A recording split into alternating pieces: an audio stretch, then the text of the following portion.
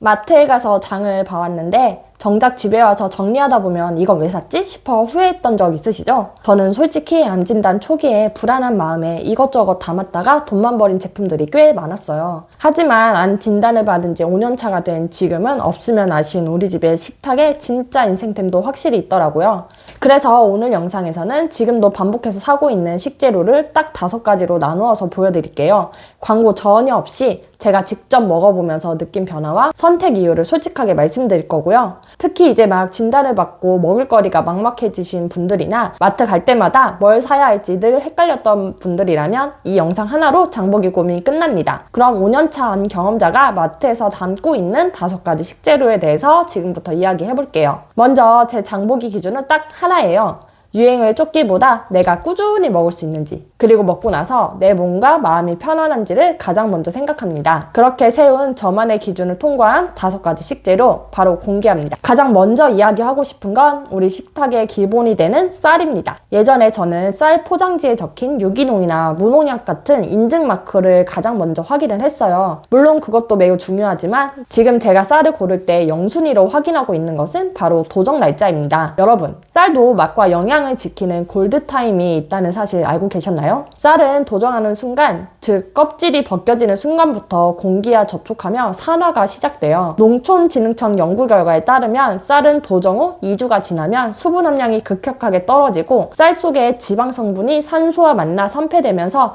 밥맛이 변하고 영양 손실이 발생한다고 해요. 우리가 흔히 밥에서 나는 묵은 냄새나 먹고 나서 느껴지는 텁텁함이 바로 이 산화 과정 때문일 확률이 높아요. 그래서 저는 쌀을 살 때 2가지 원칙을 지킵니다. 첫째는 반드시 최근 7일 이내에 도정된 쌀을 고르고, 둘째는 2주 안에 먹을 수 있는 소용량을 사기입니다. 물론 대용량이 더 저렴하고 매번 구입하는 게 번거롭지만 조금 귀찮더라도 갓 도정한 쌀로 지은 밥이 윤기부터 다르고 씹을수록 단맛이 배어나오면서 반찬이 화려하지 않아도 밥 한 그릇 뚝딱 비우게 해주더라고요. 작곡 역시 쌀처럼 도정 날짜가 최근인 것으로 소량씩 구매해서 섞어 먹어요. 이렇게 섞어서 만든 갓 지은 밥솥 뚜껑을 열 때 모락모락 피어나오는 김과 구수한 냄새, 그리고 탱글탱글한 밥알을 보고 있으면 정말 없던 입맛도 돌아오는 기분이거든요. 신선함이 곧 영양이라는 생각으로 보관할 때도 꼭 이런 진공 용기를 사용해 밥맛과 영양을 모두 잡으려고 노력합니다. 그 다음으로 제가 마트에서 자주 구매하는 제품은 바로 계란입니다. 계란 코너에 가면 가격 차이가 2배에서 3배씩 나죠. 저는 다른 데는 아껴도 계란만큼은 투자하는 편이에요. 기준은 딱 하나, 난각번호 1번입니다. 계란 껍데기 위에 숫자 끝자리가 4번인 경우는 좁은 케이지에서 키운 달걀이고 1번은 자유롭게 방사해서 키운 닭이라는 뜻이잖아요. 제가 1번을 고집하는 건 단순히 동물복지 때문이 아니라 닭이 받는 스트레스 때문이에요. 좁은 곳에서 스트레스를 받으며 낳은 알과 햇볕을 쬐며 흙을 밟고 벌레를 먹고 자란 닭이 낳은 알은 분명히 다를 수밖에 없다고 생각하거든요. 실제로 여러 연구에서도 방목하며 키운 닭이 낳은 달걀은 일반 달걀보다 비타민 E가 3배에서 4배 정도 높고 오메가3 지바산 경우에도 2~3배가량 더 풍부하다는 보고가 있습니다. 햇볕을 보고 자랐기 때문에 비타민 D 함량도 훨씬 높죠. 가끔은 그렇게 하나하나 따지고 가려먹는 게 더 스트레스가 아니냐고 묻는 분들도 계신데요. 저에게는 이 명확한 기준 하나가 마트에서의 불필요한 고민을 줄여주고 내 몸을 위해 가장 좋은 것을 선물했다는 심리적 안도감을 주기 때문에 오히려 마음이 훨씬 편안해지더라고요. 급한 경우에는 마트에서 구매를 하는데요. 생각보다 마트에는 난각번호 1번을 찾기가 쉽지가 않고 있어도 유통기한이 임박한 경우가 많은데요. 마트에서 찾기 힘들 때는 온라인 정기 배송을 통해 신선한 유정란을 받아먹고 있어요. 이렇게 구매한 신선한 계란으로 제가 자주 해먹는 건 바로 전자레인지 계란찜이에요. 내열 용기에 계란과 다진 대파, 양파와 소금 약간, 물을 넣고 휘휘 저어주세요. 위에 고춧가루를 살짝 뿌리면 입맛을 돋구는 데는 최고죠. 팁을 드리자면 전자레인지에 2분 30초 먼저 돌리고 잠시 멈췄다가 계란을 한번 저어준 다음 다시 30초를 돌려주세요. 이렇게 나눠서 돌리면 넘치지 않고 아주 부드럽고 촉촉하게 완성됩니다. 세 번째로 추천드릴 식재료는 바로 저의 소중한 단백질 원인 두부예요. 저는 개인적으로 고기를 먹으면 소화가 잘 안 될 때가 많아서 두부를 자주 먹는데요. 마트에 가면 종류가 너무 많죠. 두부를 고를 때 브랜드보다 앞쪽에 원재료명을 꼭 확인해봐요. 국산콩 100%는 기본이고 그 다음에 확인하는 건 첨가물이에요. 대량 생산할 때 거품을 없앨 없애기 위해 소포제나 빨리 굳히는 화학응고제를 쓰기도 하거든요. 먹어도 안전하다고는 하지만 매일 먹는 거니까 저는 가능하면 천연 간수나 해조류에서 추출한 응고제를 쓴 제품을 골라요. 헷갈리시면 그냥 소포제와 유화제 무첨가라고 크게 적힌 걸 고르셔도 충분합니다. 이런 두부는 식감이 투박해도 콩 본연의 고소함이 정말 진하거든요. 저는 가끔씩 두부를 구워 먹곤 하는데요. 많은 분들이 스텐팬은 두부가 눌러붙는다고 걱정하시는데 딱 두 가지만 기억해 주세요. 중불에서 3분간 충분히 예열하고 기름을 두른 후 1분만 더 기다렸다가 두부를 올리는 거죠. 예열되는 동안 키치타올로 두부의 수분만 잘 닦아주면 코팅팬보다 훨씬 맛있는 두부구이가 된답니다. 네 번째로 추천드릴 제품은 우리 식탁에서 거의 매일 사용하고 있는 기름입니다. 기름은 우리 몸의 세포막을 구성하는 아주 중요한 성분이지만 어떤 기름을 선택하느냐에 따라 몸속의 염증의 원인이 될 수 있거든요. 제가 기름을 고를 때 절대 타협하지 않는 기준은 바로 저온 압착 방식입니다. 시중에 저렴한 기름들이 많은 양을 짜기 위해서 고온에서 볶거나 화학 용매제를 사용하기도 하는데요. 이 과정에서 벤조피렌 같은 발암물질이 생성될 위험이 있고 영양소 파괴는 물론 산패도 훨씬 빨라집니다. 그래서 저는 들기름과 참기름을 고를 때는 반드시 저온에서 볶아 압착한 제품인지를 확인하고 샐러드나 가벼운 요리에는 엑스트라 버진 올리브유를 사용해요. 아까 두부를 구울 때도 이 올리브유를 사용했는데요. 흔히 발연점이 낮아 볶음 요리에 부적합하다고 알고 계시지만 약불에서 은근하게 굽는 요리는 풍미를 살려줄 뿐만 아니라 건강에도 정말 좋습니다. 기름 하나만 제대로 바꿔도 식탁의 질이 완전히 달라지죠. 여러분도 장 보실 때 기름병 위에 나벨을 꼭 확인하세요. 저온 압착이라고 명확하게 적혀 있는지 아니면 추출 방식이 생략되어 있지 않은지 체크하는 습관은 필요합니다. 맛보다 중요한 건 이 기름이 만들어지는 과정에서 열을 얼마나 많이 받느냐예요. 좋은 기름은 그 자체로 훌륭한 영양제가 될 수 있다는 점 잊지 마세요. 마지막 5번째는 냉장고의 중심을 잡아줄 제철 채소 한 가지입니다. 암 진단 후 저는 블루베리나 케일 같은 슈퍼푸드에 집착을 했어요. 짠 유기농을 챙겨 먹어도 아플 사람은 다 아프더라고 무심한 말에 마음이 흔들리거나 허무함을 느끼시는 분들도 계실 거예요. 저 역시 그런 생각에 빠져 힘들었던 적이 있었거든요. 하지만 지금은 마트에 갈 때 가장 많이 쌓여있고 가격이 가장 싼 채소를 집어듭니다. 그게 바로 지금 이 계절에 가장 힘있게 자란 제철 채소이기 때문인데요. 하우스에서 인위적으로 키운 채소보다 제철의 햇살과 바람을 맞고 자란 노제 채소는 식물이 자신을 보호하기 위해 만들어낸